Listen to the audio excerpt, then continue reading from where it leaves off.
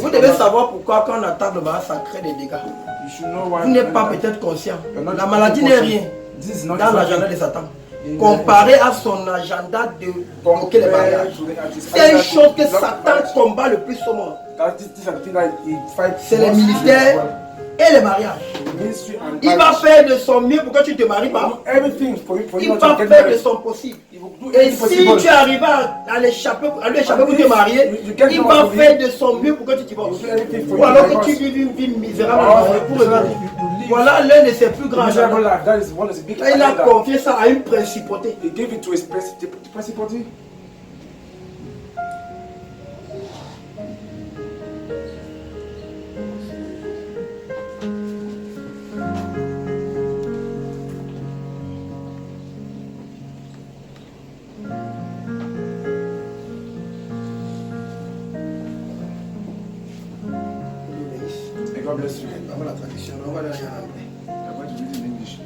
And the minister gets in the same way. Et le ministère il entre de la même façon. When you are, lorsque tu, and especially an apostle, et spécialement un apôtre, when, eh bien, an apostle is a missionary.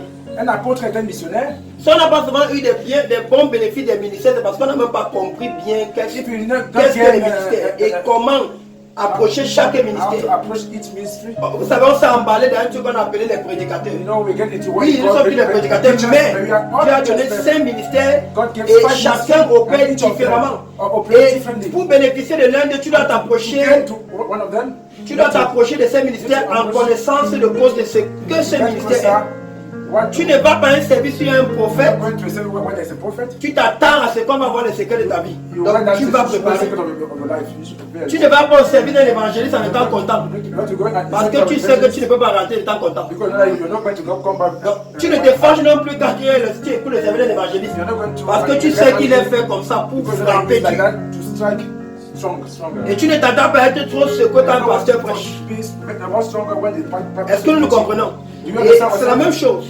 Jusqu'au ministère le plus mal compris, le ministère des missionnaires. On appelle communément apôtre.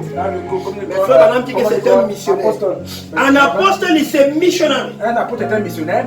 The word mission, le mot mission, means one sent. Peut dire celui que envoyé. Amen. And why the missionary wants to be called a missionary? Pourquoi le missionnaire veut s'appeler missionnaire? Instead of an apostle. Ou of an apostle. D'un apôtre. Frère Branham essaie de dire que les missionnaires fuient le mot missionnaire. Ils préfèrent plus qu'on les appelle apôtres. Mais le mot missionnaire là les dérange. Ils veulent un mot qui ne donne plus d'honneur. Donc on dit apôtre. When you say apostle, tu vois comment il gonfle comme ça, comme un boost. Comment on appelle le dindon? Il y a un poulet qui aime gonfler comme ça. Le pain, non, le pain, il y a un autre poulet, c'est pas celui de dindon.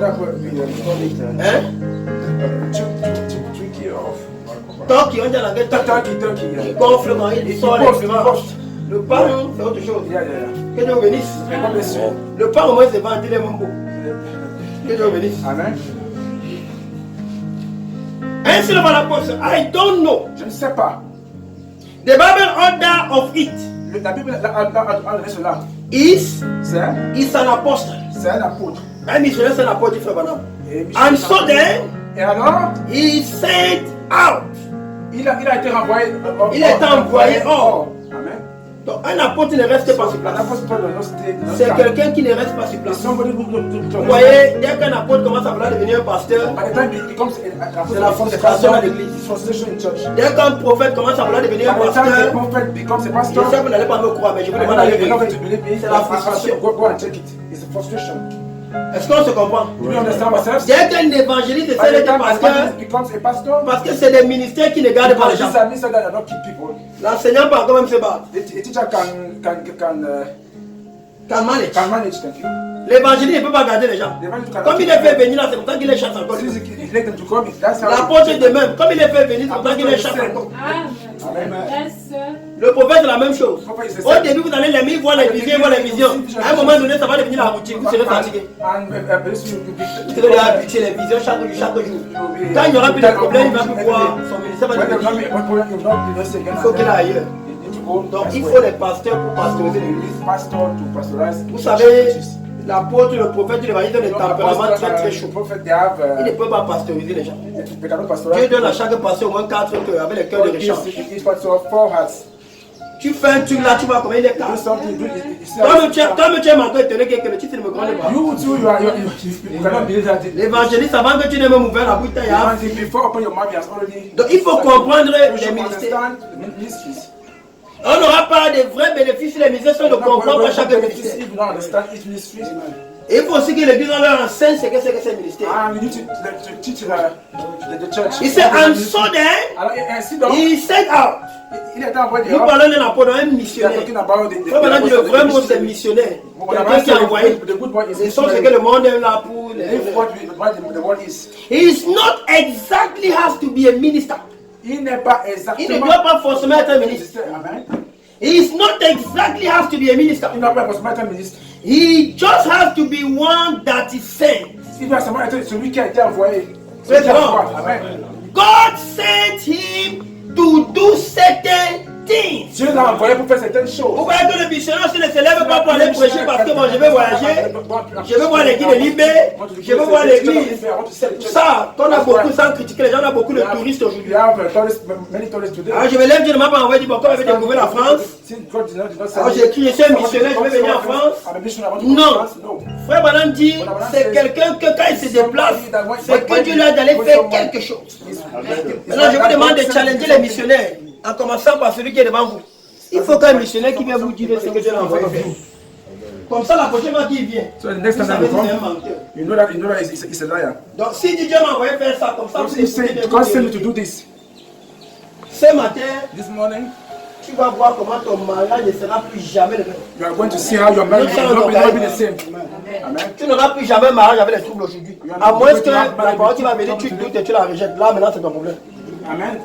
Comme ça va venir accepter, Dieu va trouver les yeux à voir quoi. Il va appliquer ça.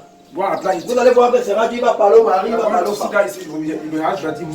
Et frère Branham dit qu'un apôtre, un serviteur modèle, même quand Dieu l'envoie, si Dieu dit qu'il t'envoie à Limbe, il ne part pas partout. Il va seulement là où Dieu l'a envoyé. Voilà pourquoi un vrai missionnaire, même quand Dieu l'envoie, Dieu lui dit tu vas aller à tel endroit, tel nombre de temps. Même si tu lui donnes les millions, après le temps là il part. Tu iras là-bas, voilà comment tu vas faire. 2 jours. Et voilà ce que tu vas faire. Tu donnes 2 messages. Et il doit finir et dire Seigneur, je suis un serviteur inutile. Papa, qui devait te faire, j'ai fait. Mais parfois on a trop de chercher l'argent. Et ça crée beaucoup de confusion. Je ne dis pas que je demande que Dieu nous aide nous tous. Parce que la Bible dit que même quand tu ne fais pas une chose, soit tu joues prudent, ça peut t'attraper un jour. Et celui qui est debout pour un gars qui ne tombe. Je ne parle pas souvent de dire que quelqu'un est mauvais, mais pour que moi-même ça jamais l'année, jamais tombé.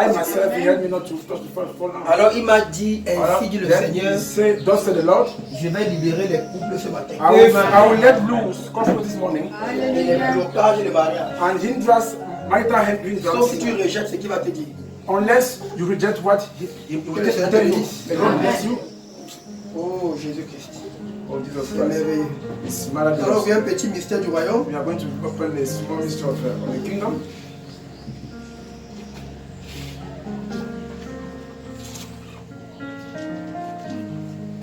Que Dieu vous bénisse. May God bless you.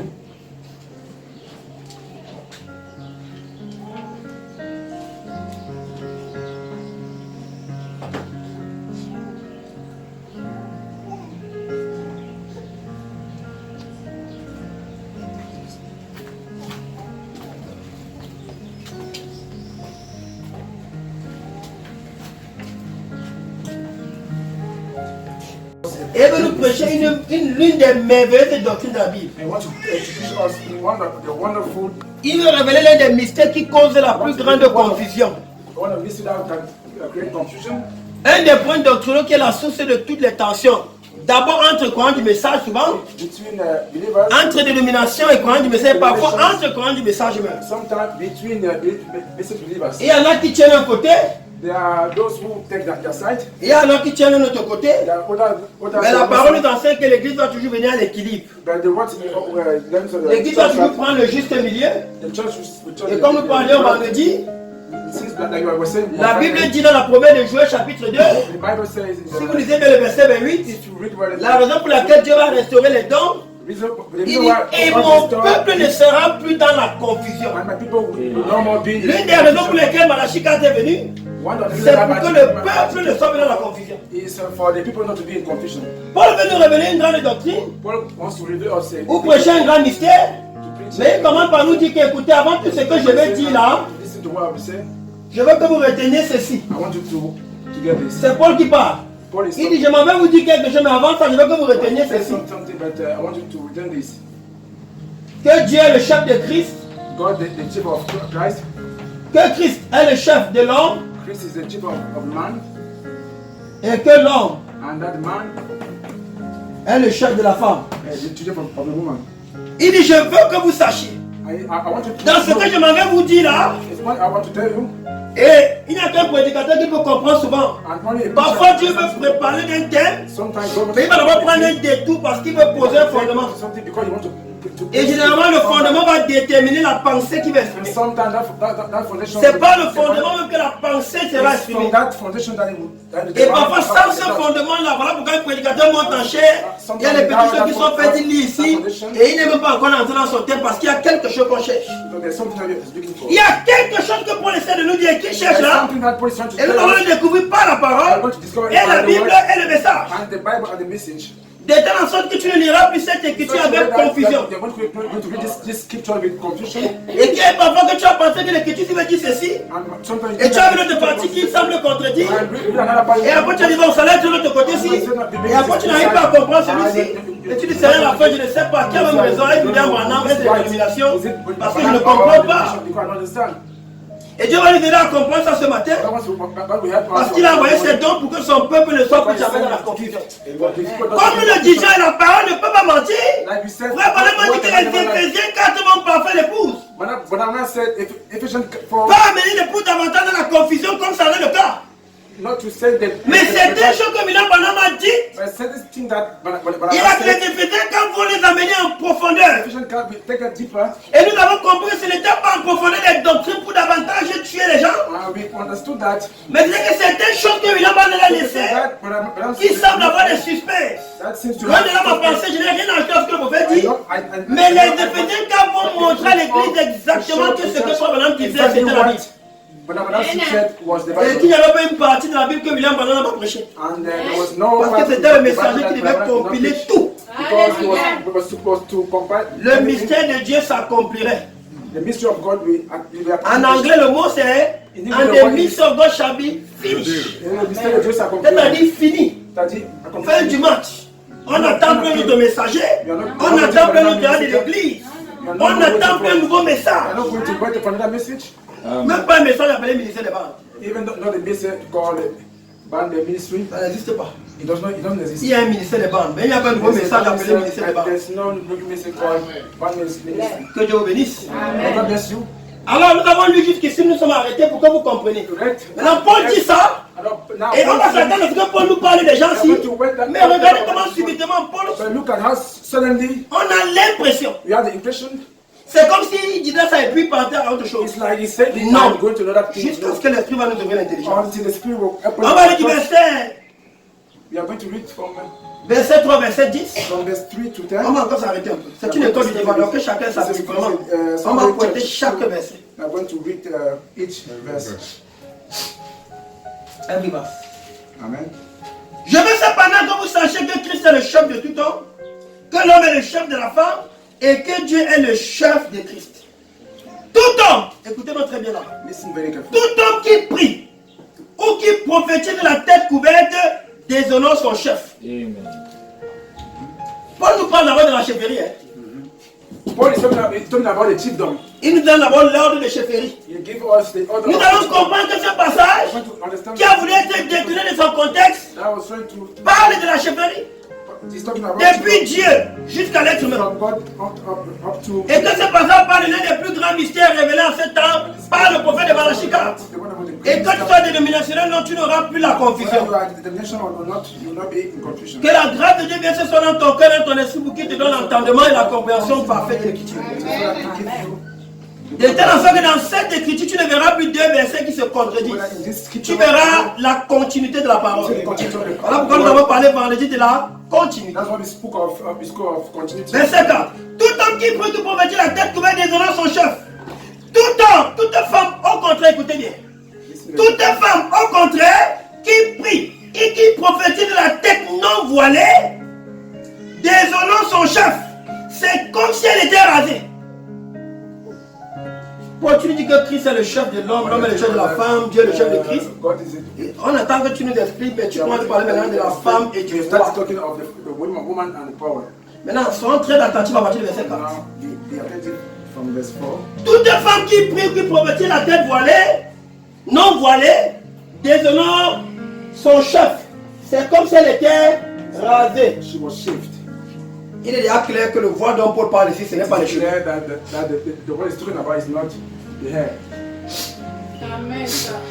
Il dit que si elle n'a pas le voile là dont il parle, c'est comme si elle était rasée. Donc ce n'est pas les cheveux. C'est comme si elle était rasée. Car si une femme n'est pas voilée, qu'elle se coupe aussi les cheveux. Donc nous voyons bien que le voile dont Paul parle là est différent des cheveux. Prenez votre mal en patience. Et ne courez pas vite en conclusion. Paul nous parle d'un voile. Et nous voyons bien que ce voile est différent des cheveux. Mais ça, les bonnes amis, ils m'ont déjà mis à la croix avant même le jugement. Paul dit que la femme qui prie non voilée déshonore son chef. Et c'est comme si elle était rasée. Et que si une femme n'est pas voilée, dans la tête qu'elle n'est pas voilée, qu'elle se rase aussi. Comment peux-tu me dire que le voile là c'est les cheveux? Il nous parle d'un voile. Que si tu n'as pas, bon Dieu tu te rases, tes cheveux même ne servent à rien. Je t'ai dit la parole, non? Maintenant tu ne peux pas contredire un seul verset de la Bible. Quel que soit ce que tu crois, ça ne doit pas contredire un seul verset. C'est qu'il y a quelque chose qui ne va pas, que tu ne comprends pas. Je veux qu'on soit tous d'accord, c'est le code du mal, ouvrons nos billes. Si quelqu'un te dit qu'écoute, je veux que tu mettes le voile, et si tu ne mets pas le voile, la mienne tu te rases. Il parle de tes cheveux. Il ne parle pas de tes cheveux. Si elle n'a pas le voile là, c'est comme si elle était rasée. Donc si elle prie et n'a pas voilé, mieux c'est rare, parce que même les cheveux là ne servent à rien. Il descend, avec des acclamations. Il descend, avec des cris de joie. Continuons. Verset 7. L'homme ne doit pas se couvrir la tête. Et là, Paul commence à entrer dans le contexte. L'homme ne doit pas se couvrir la tête, puisqu'il est l'image et la gloire de Dieu. L'homme a été créé à l'image de Dieu. Donc même si Dieu est son chef, il ne peut pas se voiler parce qu'entre Dieu et lui, ils sont faits de main. Mais il y avait une créature qui n'était pas faite à l'image de Dieu. Et elle doit se voiler à cause de son chef. L'homme ne doit pas se couvrir la tête puisqu'il est l'image et la gloire de Dieu, tandis que la femme est la gloire de l'homme. Alléluia. Paul commence à comprendre ce que tu nous embrouilles. Tu commences par la chefferie, tu viens sur le voile, maintenant tu parles, il y a des relations entre mari et femme. Dieu a expressément laissé que la Bible soit écrite comme ça. Jésus a dit afin qu'il voit et il ne voit pas. Afin qu'il t'entende et n'entende pas.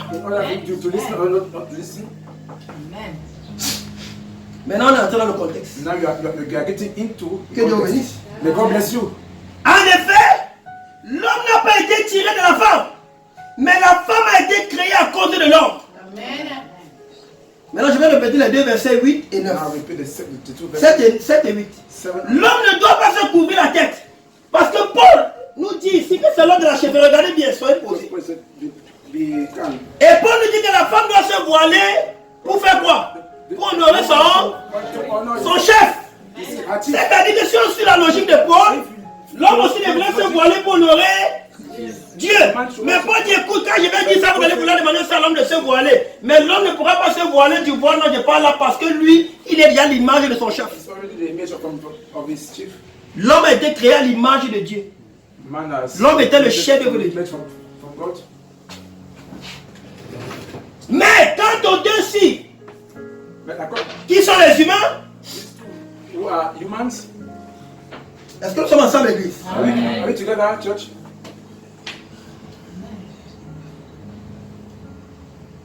Puisqu'il est l'image de la gloire de Dieu, nous sommes au verset 7, tandis que la femme est la gloire de l'homme. Verset 8. En effet, l'homme n'a pas été tiré de la femme, mais la femme a été tirée de l'homme. Et verset 9. Et l'homme n'a pas été créé à cause de la femme, mais la femme a été créée à cause de l'homme. Paul parle d'un voile ici, qui n'est pas les cheveux, mais pour que quand il va te parler du voile, là, que tu comprennes pourquoi. Et que tu arrêtes de faire les comparaisons. Il te montre ta nature, ton origine. Il te dit que, écoute, pendant que l'homme et Dieu sont égaux, l'homme a été pas l'image de Dieu. Sache que toi, tu ne peux être égal à l'homme. Tu ne peux jamais être égal à lui. Multiplie 550 8 mars. Continue d'aller dans les associations de défense des droits des femmes. Continue d'écouter les langages de l'ONU. Continue d'aller dans les ONG des Women Empowerment. Mais ce n'est pas la volonté de Dieu. Si tu pries, ou tu prophétises, ou tu parles en langue, et que tu n'as pas ce voile dont on peut parler, on dit que c'est comme si tu étais rasé. Donc même tes cheveux là ne te servent à rien. Écoute le verset 10. On t'explique le mystère, la relation entre la femme et l'homme. Et il conclut. Verset 10. C'est pourquoi. C'est-à-dire à partir de ce qui vient de dire verset 7, 8 et 9, te montrer que tu as été tiré de l'homme. Il dit c'est pourquoi la femme, à cause des anges, doit avoir sur la tête une marque de l'autorité dont elle dépend. Oh, gloire à Jésus-Christ. Que Dieu te bénisse. Amen. Et c'est notre thème ce matin. Nous voulons parler de la femme. Vue par l'aigle de Dieu. Que Dieu te bénisse.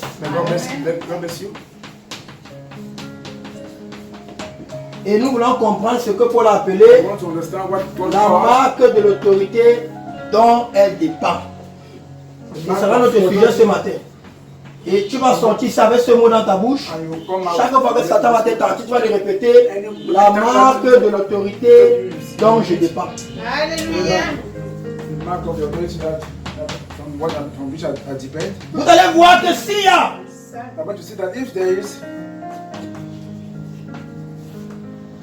a les confusions dans les couples, s'il y a les divorces, s'il y a les célibats, voilà pourquoi c'est un message de restauration des mariages. S'il y a les célibats, s'il y a les prostituées là dans les couloirs, c'est le manque de compréhension de ce mot. La marque de l'autorité dont elle dépend. Paul dit que ce voile-là, notre premier détail, il dit qu'elle doit avoir ça à cause des anges. Déjà, ça demande que nous sommes dans un domaine spirituel. Alors, je vais te montrer le type ce matin. Pourquoi Dieu peut parler du voile et parler d'un voile spirituel et d'un voile physique. Que Dieu te bénisse. Parce que Paul nous montre bien jusqu'au verset 10 qu'il parle d'un voile qui ne sont pas les cheveux. Maintenant, lisons le verset 11 à 15. Voilà le verset 15, nous revenons. Voilà le verset 11. Toutefois, dans le Seigneur, la femme n'est point sans l'homme, ni l'homme sans la femme, car de même que la femme a été tirée de l'homme, de même l'homme existe par la femme, et nous allons montrer tout ça chaque verset. Amen. Et tout vient de Dieu. Amen. Ne me jugez pas jusqu'à la fin, pardon. Jugez en vous-même. Est-il convenable qu'une femme prie Dieu sans être voilée? Paul revient encore sur le voile. Mais regardez qu'avant de revenir sur l'autre voile, il prend encore une transition. La nature elle-même ne vous enseigne pas que c'est une honte pour l'homme de porter de longs cheveux. Vous voyez que Paul est revenu dans la nature maintenant. Amen. Il parle d'abord des anges. Il y a les anges ici qui les voient. Ils sont des voix. Ils sont spirituels. Alléluia. Mais nous savons qu'ils sont là. C'est un monde spirituel. Alléluia. Et il revient dans la nature maintenant. Amen. Il dit, mais que c'est une gloire pour la femme d'apporter. Parce que la chevelure lui a été donnée comme voile. Et Paul nous parle encore de notre voile. Qui sont les cheveux? La question ici c'est, pour nous voulons comprendre quel est ce voile-là que tu dis que si la femme n'a pas. Même l'autre voile-là ne lui sert à rien. Il y a un voile-là que tu dis que si elle n'a pas, hein? Mais même le voile des cheveux là, elle a l'air. Que si elle n'a pas ça, c'est comme si même le voile des cheveux n'avait pas. Il dit c'est comme si elle était rasée. Et là, ça va mettre les dénominations d'accord. Et ça va mettre les questions de message d'accord. Il y a un groupe qui croit que le voile c'est le foulard. Et il disait en Corinthiens du verset 1 jusqu'au verset 13. Et il te dit que non, Paul parlait d'un voile de la tête dans le foulard. Mais il ne peut pas justifier le verset 15. Il dit que le voile là c'est la chevelure. Et il y a un autre qui dit non, nous croyons seulement verset 15. Et l'autre on a dit bon, vous croyez verset 15. Qu'en est-il alors du reste où Paul dit bien que si elle n'a pas le voile là, qu'elle se rase aussi. Donc ce n'est pas les chiffres. Vous n'allez pas aller écrire la Bible. Et une catégorie de chrétiens paresseux qui dit bon, nous en tout cas nous on veut rien comprendre. Frère Banam a dit un point c'est tout. Non, nous devons apporter la lumière aux dénominations. Nous devons leur dire que William c'est le prophète du temps de la fin. Que tout ce qu'il a prêché c'est la révélation totale de la Bible. Sans contradiction. Nous voulons comprendre. Paul parle bien d'un voile ici, que si la femme n'a pas. Et entendez pas la femme aussi l'église. Amen. Alléluia. Si tu n'as pas ce voile, tu es venu à l'église. Tes prières, tes jeûnes ne servent à rien. Toi, femme, un voile que si tu n'as pas. Si tu veux prophétiser, à l'église, vois les visions. Oh Seigneur. Nous allons comprendre pourquoi Paul dit. Alléluia. Que Dieu te bénisse. Amen. Au verset 5. La phrase. Toutes les femmes qui prient. Toutes les femmes au côté qui prient ou qui prophétisent la tête non voilée, désolons son chef. Les dénominations pensaient qu'il s'agissait de l'église. Non. Paul voulait montrer à la femme ce qu'il appelle comment une femme peut rendre un service à Dieu en dehors de sa volonté. C'est-à-dire qu'il peut arriver que tu prophétises, tu as les visions, mais Dieu ne voit pas. Alléluia. Alléluia. Si tu n'as pas ce voile-là, enlève aussi ton voile physique. Amen. Et le voile-là n'attire pas la colère de Dieu, mais les anges. Il y a quelque chose que quand tu enlèves de ta tête, immédiatement le ciel s'est fermé pour toi. Amen. Et nous allons monter par l'écriture. Pour que chaque femme parfois qui défie son mari et qui dit en tout cas, moi il m'avait prié Dieu. Tu comprends le verset 7. Quand tu as fait ça, tu vas prier toutes les femmes qui prient, qui prophétisent la tête non couverte des démons son chef. Alléluia. Mais vous comprenez pourquoi Paul a commencé ici. Maintenant vous avez commencé. Tu ne peux pas arriver à Dieu sans Christ. Bravo. Combien le savent? Tu as vu Dieu? Hein? La Bible dit que personne n'a vu Dieu. Mais Christ était l'image du Dieu invisible. Pourquoi Paul a commencé ici? C'était pour nous montrer le mystère. Tu ne peux pas arriver à Dieu, tu dois prier au nom de Jésus-Christ. Tu dois te baptiser au nom de Jésus-Christ. Tu dois parler au nom de Jésus-Christ. Tout ce que tu fais, tu ne fais pas au nom de Christ là. Tu es hors de la volonté de Dieu. Donc, baptême au nom du Père, du Saint-Esprit, Dieu ne connaît pas. La seule chose qui fait que Dieu entende, c'est quand tu dis Christ. Un Corinthien qui sait dit qu'en lui est la main de Dieu. Donc la seule chose qui fait que tu dis bon, hey, tu dis quoi? C'est qu'un entend qui dit, j'attends Christ, que j'écoute ce qu'on dit. Et pour pas te montrer qu'il a l'air de même de la relation entre femme et homme. Tu ne peux pas voir Dieu sans Christ. Et femme, tu ne peux pas voir aussi à Christ sans homme.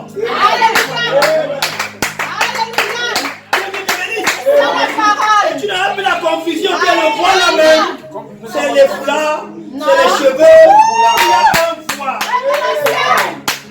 On appelle ce voile au verset 10. La marque de l'autorité dont tu n'es pas. Ce voile a un nom. Ce n'est pas le foulard. Ce voile qui va du verset 1 au verset 13 n'est pas le foulard. On appelle ça la marque de l'autorité dont tu dépends. Tu la vois sur ta tête.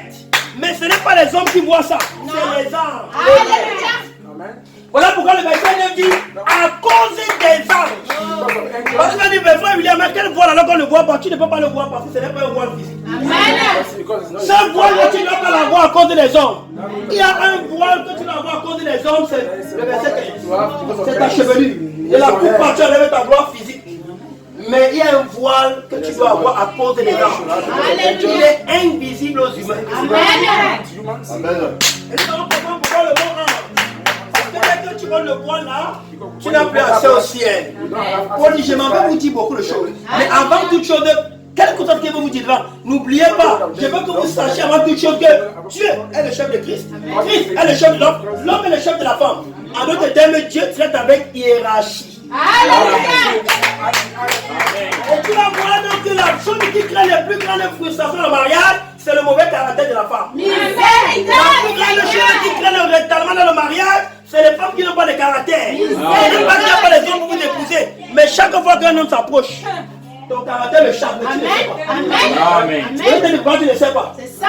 Parce que la plupart des gens qui vont vous épouser vous observent à distance. Alléluia. Avant que je ne venais te parler, c'est qu'il a commencé à te guetter. Alléluia. Si tu là, tu ne sais pas qu'un frère te guette ici. Et vous savez, c'est même ça la vraie fréquentation. C'est ça. Parce que quand la soeur connaît déjà que le frère se me guette, elle va se comprendre. Amen. Même si elle se la même, elle va se la même. Même si elle va à l'église, elle va commencer à acheter les habits. Donc quand le frère la guette sans qu'elle le connaît, elle montre sa vraie nature. Alléluia. Il peut venir chez elle, il voit comment elle parle mal à sa mère. Mais si elle sait que le frère la guette, elle va se comporter, ce sera de l'hypocrisie. Alléluia. Quand on a fini de se marier, on sait pas qu'on va épouser les démons. Vraiment. Vraiment. Parce qu'elle cachait. Vraiment. À cause des anges. Maintenant, tu vas comprendre le plan des anges dans le programme de Dieu. Pourquoi on parle des anges? Quand tu pries, ce n'est pas Dieu qui vient t'exaucer. Combien de ça? Il a ses messagers, les anges. Amen. La Bible dit dans Hébreux chapitre 2 que ce sont des esprits qui étaient mis à notre service. Quand Daniel a prié, la Bible dit que l'ange lui a dit, dès que tu as prié, Dieu a relâché une parole. Il a envoyé Gabriel.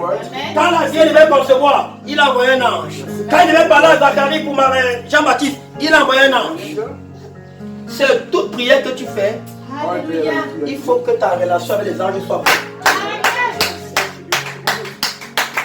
Chaque fois que tu pries, Alléluia. ou que tu as prié, Amen. que tu es venu à l'église, tu as dit que moi je suis spirituel, tu as prophétisé, tu as parlé en langue. Si en quittant, tu ne t'étais pas assuré que alors que je vais aller parler à Dieu, là j'ai mis la marque. Alléluia. Sache que tout ce que tu as fait là est vain. Amen. Il n'existe pas de voile physique qui s'appelle le foulard. Ça n'existe pas. Que Dieu te bénisse.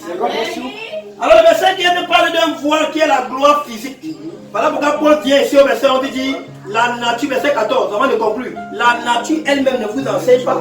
Parce que Dieu traite toujours dans le naturel et le. Je vais vous donner un autre type pour que vous sachiez que ce que je dis est la vérité. Quand tu te maries, Dieu considère quoi? Qu'est-ce que Dieu considère? Il n'y a pas le droit du message ici. Le vœu. La Bible dit que c'est le vœu qui te marie devant Dieu. Pourtant tu as quand même besoin de l'acte de mariage. Mais la Bible nous enseigne que chez Dieu, dès que tu as promis, vous vous êtes promis vous deux. Vous promettez une épousée, devant Dieu vous êtes marié. Voilà pourquoi quand Joseph a eu Marie enceinte, Dieu l'a dit, ne crains pas de prendre pour toi Marie, ta femme. Donc, il n'était pas marié. Il était fiancé. Vous n'apprenez pas le vocabulaire de Dieu. Mais devant Dieu, j'étais déjà marié. Parce que devant Dieu, l'acte de mariage spirituel, c'est le vœu. Maintenant, quand il faut que je sois toujours témoignant devant Dieu et devant les hommes, Dieu te dit, même si tu as fait le vœu, tu n'es pas encore permis de toucher la femme là. Jusqu'à ce que devant les hommes. Tu as fait le mariage coutumier et le mariage légal. Ensuite, on peut dire, bon, vous avez le droit de vous toucher. Ainsi en est-il de ce voile. Que le Seigneur te bénisse. Il y a un voile que c'est Dieu qui voit. Paul dit donc, à cause des anges. Le voile là, ce n'est pas à cause de l'homme. Ce n'est pas à cause de ton pasteur. Donc ça ne concerne pas l'église. Ça concerne la réponse à tes prières. Parce que quand les anges vont devoir venir pour donner ta prière, la loi de Dieu dit qu'aucun ange ne doit te déposer ton cadeau s'il ne voit pas la marque. C'est ça que tu as souvent prié pour ton foyer, pour toi, et Dieu est venu avec la chose. Hey, l'ange dit, Elle n'a pas la marque de l'autorité. Amen. Dans la loi de Dieu, tu ne peux pas avoir accès à Christ, à Dieu sans Christ. Amen. Quelle chose que Dieu veut te donner, il va entendre le nom. Alléluia. What God wants to give you, Voilà pourquoi vous devez justifier le baptême au nom de Jésus-Christ. Amen. Parce que Christ est la marque de l'autorité. Voilà pourquoi tu reçois le Saint-Esprit. That's why you should Qui est quoi? L'image de Christ en toi.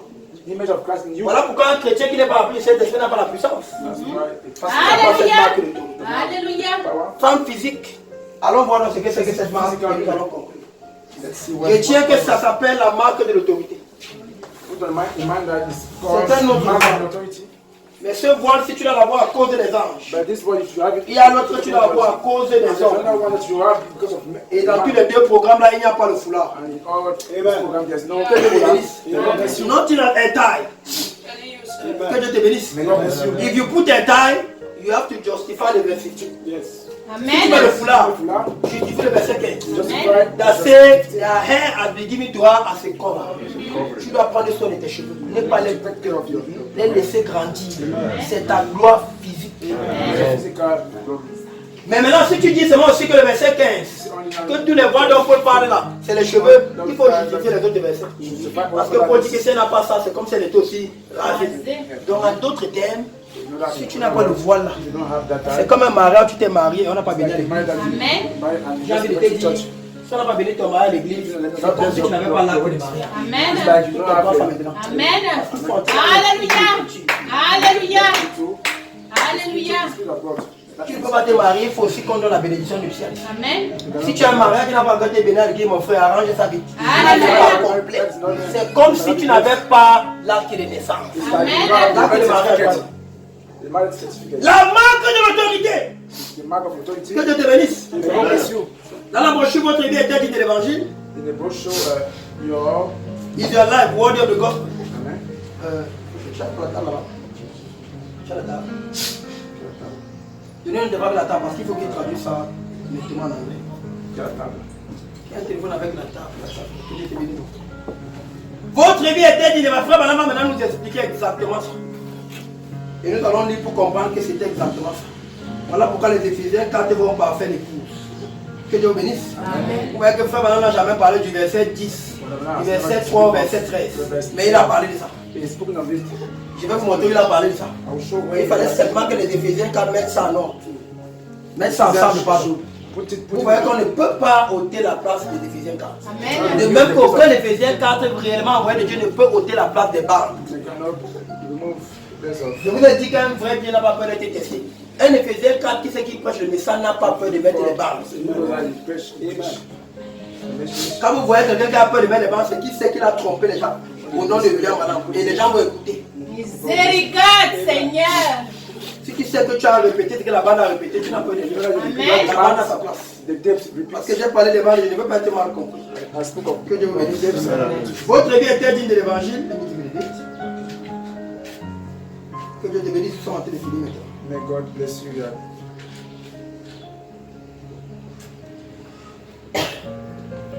Votre vie était péché le 30 juin 63 soir. 60 au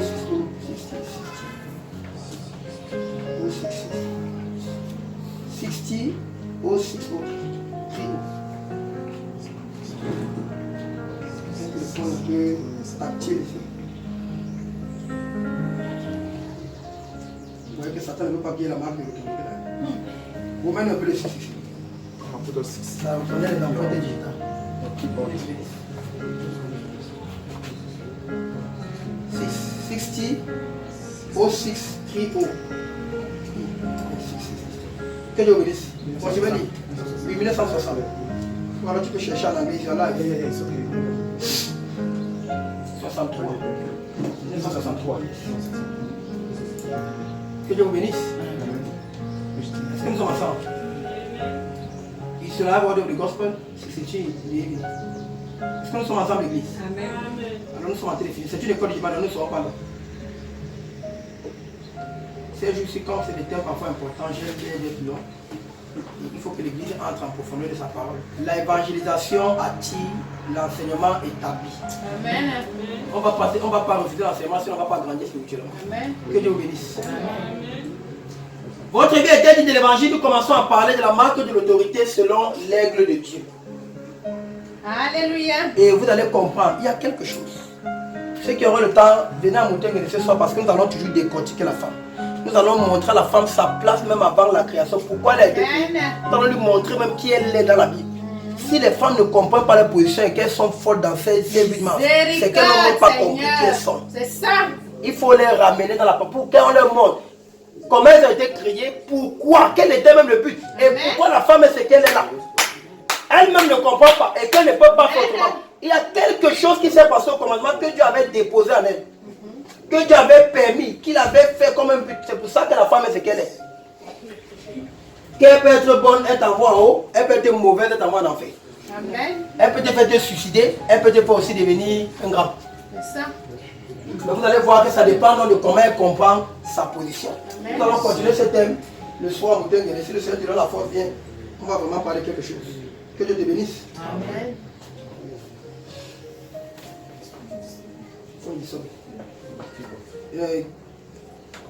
Il n'y a pas une table là. 63 or 630 in the evening. God bless you. On va lire. Bon, tu vas essayer. Yes, sir. Votre vie était dit de l'évangile, paragraphe 80. Yes, thank you very much.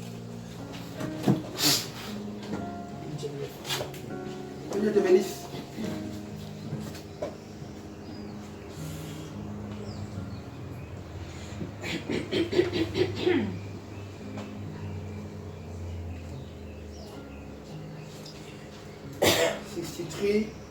Au 630. Le message est prêché en 1963, le 30 juin, au soir. Mais elles en sont arrivées au point où... Let us remain standing just Non, paragraphe 8. Paragraphe 80.